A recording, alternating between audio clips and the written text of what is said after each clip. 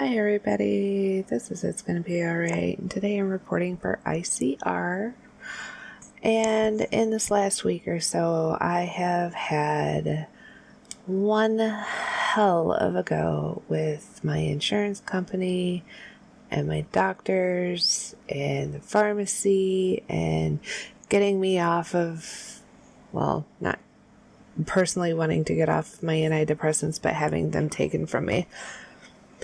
So here is my story. I'm sorry. I still have a lot of brain fog, so please bear with me. Here is my story in short. I do hope that you will take the time to read this, as it has been a complete effing nightmare trying to get through this. And I know I'm not the only one. I can't be one of however millions or billions of people that live in the United States. I can't be the only single person that has been through this.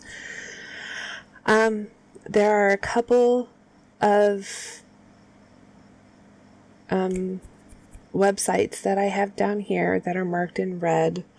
I will try and remember to put those in the description below so you can look at them and read them yourself. Now, having said this, I was talking to a friend of mine, Spuggy Hawk. Love him dearly. He's a great friend, wonderful individual. And after reading and talking to me and hearing what I was going through, he made the observation of it sounded like I was coming off of heroin. And I know people that have come off of heroin, and it's not pretty. It really, truly, honestly isn't. It's not pretty whatsoever. So I thought I would, come here and show everybody this Schedule 1 drug as stated by the United States, the effects of heroin and withdrawal of heroin. Okay, so the effects: flushed skin, dilated pupils, runny nose, runny eyes, dry mouth, lethargy, blah, blah, blah, blah, blah. Okay, so got that. Now, what claims to be the truly ugly side of, and professionals in Minnesota, anticipation of withdrawal: cold sweats, depression, anxiety, loss of appetite, unstable mood, muscle cramping, nausea and vomiting, diarrhea and seizures. Let's go back to mine. I have some pretty crazy withdrawals, dizziness, horrible shock-like feelings in my head. And when I say shock, I mean I felt like I was having electrical pulses going through my head. Tingling in my hands, face, mouth, panic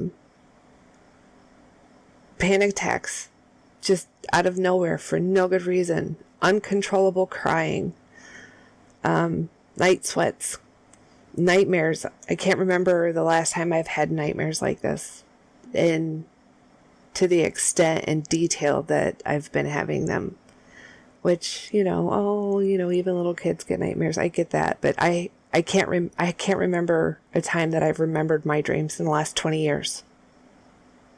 So going from 20 years of having no memory of dreaming to having constant nightmares is traumatic. Sorry, truth. You might not agree with me, but you don't have to live in my skin. Brain fog. I'm having a hard time trying to find words. Sometimes I can't even complete my own sentences. I've been having auditory hallucinations when lying down. I got to the point where I would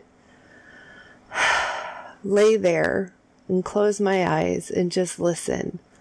And because I also have a heart arrhythmia from a genetic disorder, every time my heart would get a little wonky, I would hear stuff in the other room. So I made that correlation and was able to keep myself from freaking out. Body tremors, uncontrollable body tremors, particularly on the left side of my body. And I don't know exactly what that means, but it is disconcerting. Disorientation, not knowing where I am, not having awareness of my spatial surroundings, constantly bumping into things, falling down for no reason, skin crawling, extreme moods. You know, I always joke about, you know, being a crazy bitch, but since I've come off my meds, I have literally felt like a crazy person. When I was taken to the ER the other night, the doctor asked me if I was suicidal, and my only response to him was, I don't feel like killing myself, but if you put 2 in my brain, I don't think I'd complain. That's not rational. That's not even who I am. It's completely off the wall for me. I love life. I love being able to help people. And this is a very traumatic, terrifying experience. I'm gonna breathe now, okay? Extreme anxiety, irritability, blurred vision. I can't drive. I always had a hard time driving. I have narcolepsy. I can't drive for more than 10 or 15 minutes. But not being able to see straight, like typing what you're reading right now, literally took me 45 minutes because I couldn't see what I was typing. Suicidal thoughts. There again. Would I kill myself? Absolutely not. If a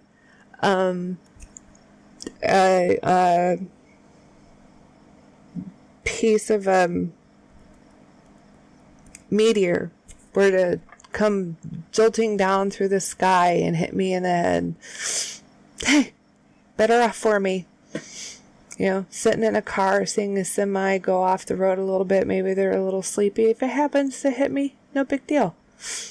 Technically, those are suicidal thoughts. So, this is what I am currently going through, and day by day it gets a little better. But yeah.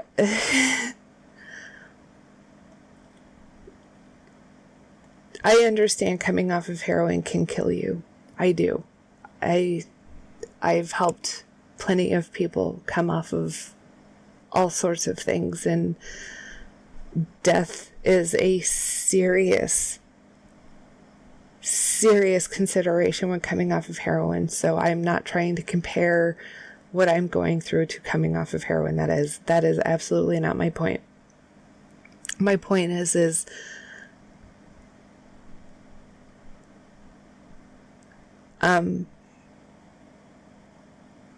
how we have a lot of the same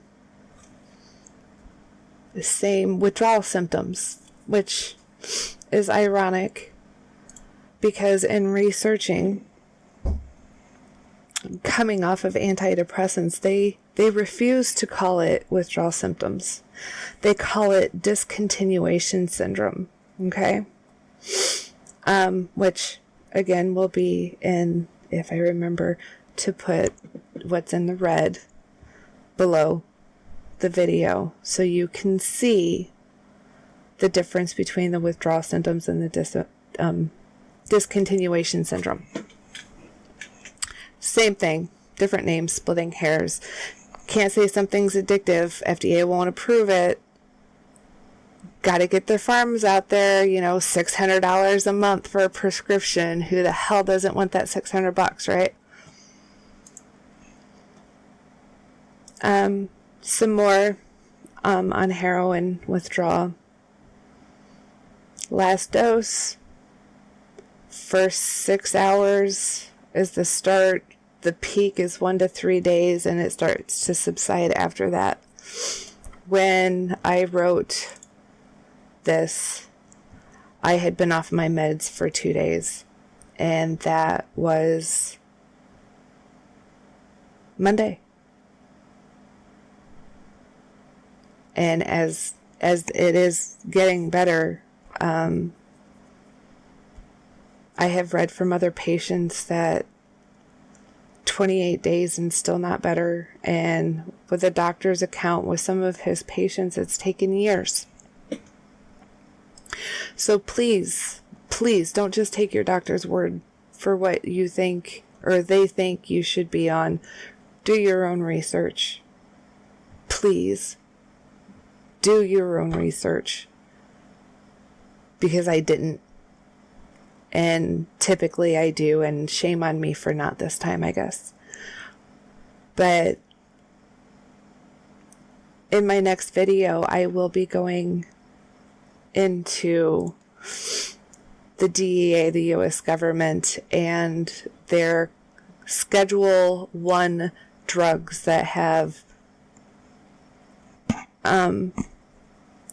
no, I'm sorry, brain fog, that have no medical application. But I wanted to get this out there so that people can be aware that just because something is prescribed to you does not mean that it's not harmful. So everybody take care. I hope everybody's having a wonderful and a great day. I'll talk to you later, okay? Bye.